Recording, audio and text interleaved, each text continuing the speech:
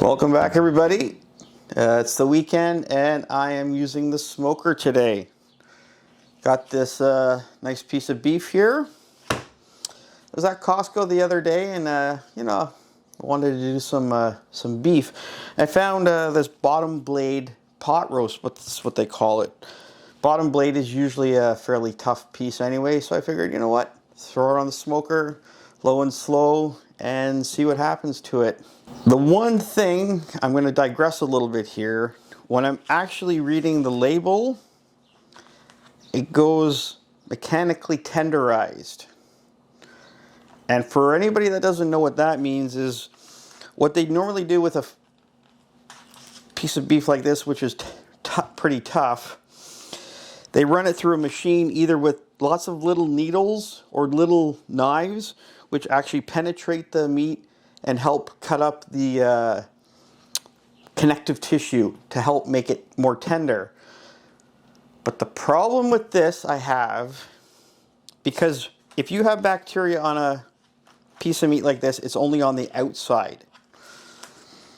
When they do that, those little needles go in and all the way through. So if there's any bacteria, it gets pushed all the way into the middle. So something like this, me doing it low and slow and bringing it up to 205, 206 Fahrenheit, it'll kill everything, so I'm not worried. Something like this though, I would not recommend doing as a roast and cooking to, like I say, a medium well or medium rare, whatever you want to do it. Because when you're cooking it to only, let's say, a medium rare, you're leaving it in that danger zone too long, and if there are any bacteria in there, you're giving them a chance to grow, and you can get very sick from food poisoning this way. Like I said, low and slow. I'm going to cook it way past what the normal cook temperature is. If you reach 71, typically that's 71 Celsius. That's typically well done, cooked, no worries. But I'm going to be way past that. I'll be probably 90. I'll do the conversions for you below, around 205, 206 Fahrenheit. That's my little rant. And that's why ground beef and ground pork and ground chicken can be very dangerous as well, because bacteria are only on the surface.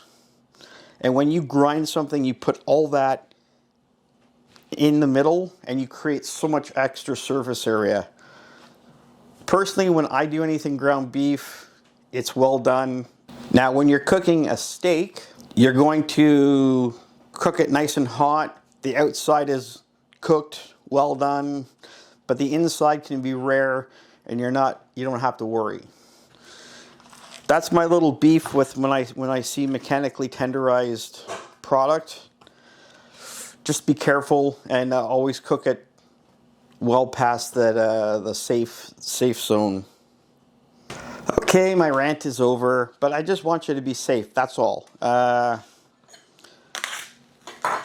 Now, all we're going to do with these guys, all we're going to do is salt and pepper. That's it. Salt and pepper on the outside, and then go get them on the smoker. Don't be shy. You can be pretty generous with the salt and the pepper, because you have big pieces of meat here.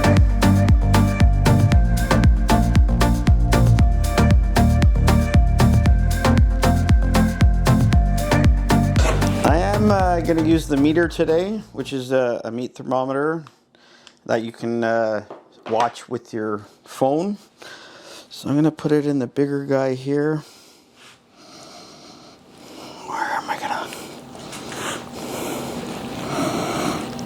Past the line. There we go. It's in there. And it's easy as that. We're just going to get them on the smoker and then let time and heat do its thing. Okay, outside at the smoker.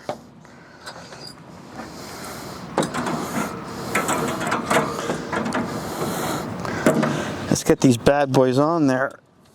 One there. One there. Not touching. Enough space between them, that's good. And there they go. There we go, focus, there we go. We're gonna leave them on for at least 2 hours. I'm not gonna open the door and see how far they've come along. I figured, you know, with a long cook like this, I'm gonna whip together a barbecue sauce because I've got some nice buns I picked up yesterday at the grocery store, and I had some ingredients: onion, garlic, ginger, lemon, pomegranate, some fresh tomatoes, these dried ancho chilies, salt, pepper, some cane sugar, some apple cider vinegar, Worcestershire sauce.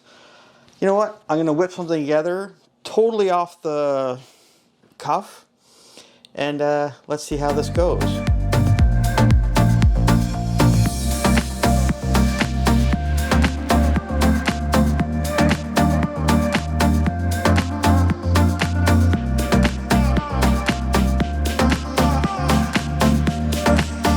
Welcome back, everybody. It's been like 2 hours and like 15 minutes. We're gonna take a look. I haven't opened it.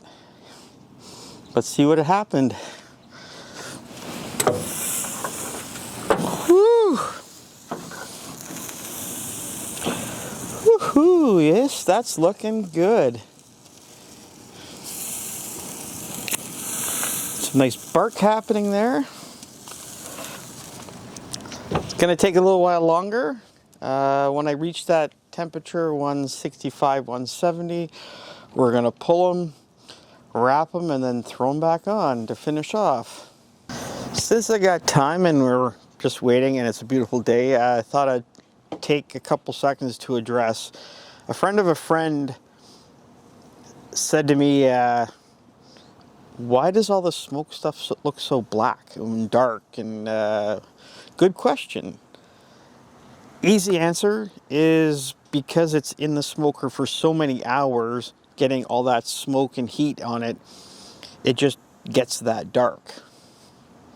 That's what you want. That's the flavor. Number two, it is not burnt. That is just the result of being in an offset smoker for that long. It's normal. That's what happens. That's how it comes out. That's where all the flavor is. That's what you want. That's probably as easy as I can put it, but that's what you want.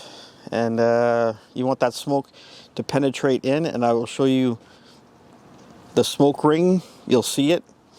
And yeah, good question. If you have more, fire them away. I'll answer them as best as I can.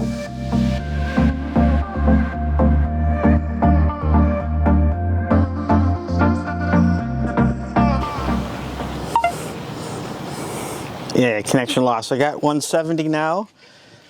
I have 170 now. We're gonna pull them off and wrap them.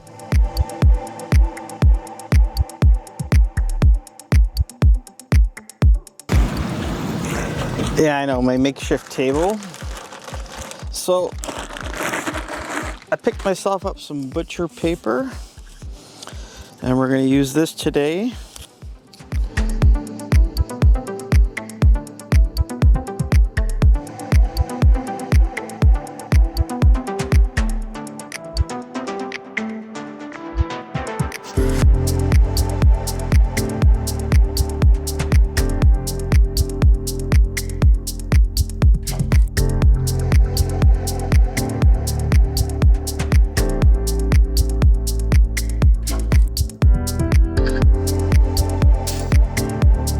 We are back. Based on the meter thermometer I have in the bigger of the pieces, I hit 208 Fahrenheit. And I'm gonna take them off and we're gonna let them rest for about half an hour to 45 minutes. Welcome back, everybody. We're inside. I've had it resting for like 45 minutes now.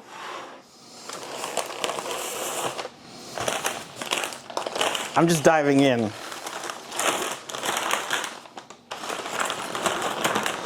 Whew.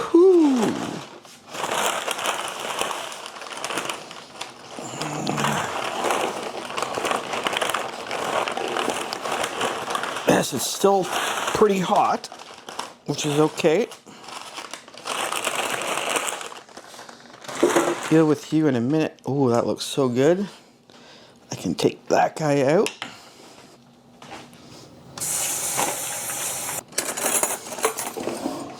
Just using 2 forks. Oh, look at that. Look how that falls apart. Oh, hoo, hoo, hoo. Look at that. Beautiful. Okay. Oh, that's good. But you can see what doing low and slow does. It helps break down all the connective tissues. Yes, I know there's a piece of string I should have taken off. This is beautiful. Nice smoke ring. Cooking it, I have been cooking it in aluminum foil at the end, but what that does is because it's very solid and doesn't let any air in or out, it softens up the bark quite a bit. Using the butcher paper, the bark on here is actually still a little firmer, which is what a lot of people like. So yeah, there is a big difference. Oh yeah, that's so good. Wow, that's good. And there again, just salt and pepper, keep it simple. Let that smoke flavor develop. And you've got a winner. I'm just gonna get some buns now, off air, and have some dinner. I know I did a second piece, so what I'm gonna do with this is shred it up, vacuum pack it, and freeze it. You've got ready meals. You can pull it out, put it on buns, any number of different meal ideas you can throw it into. So don't be afraid to do something bigger, and then you'll have meals later on. I hope everybody enjoyed the video. Thanks for watching. Yeah, another success. I love it. And the barbecue sauce was awesome. I'm gonna enjoy that on my sandwich. Thanks for watching. Hit that like, hit that subscribe, and happy eating, everybody.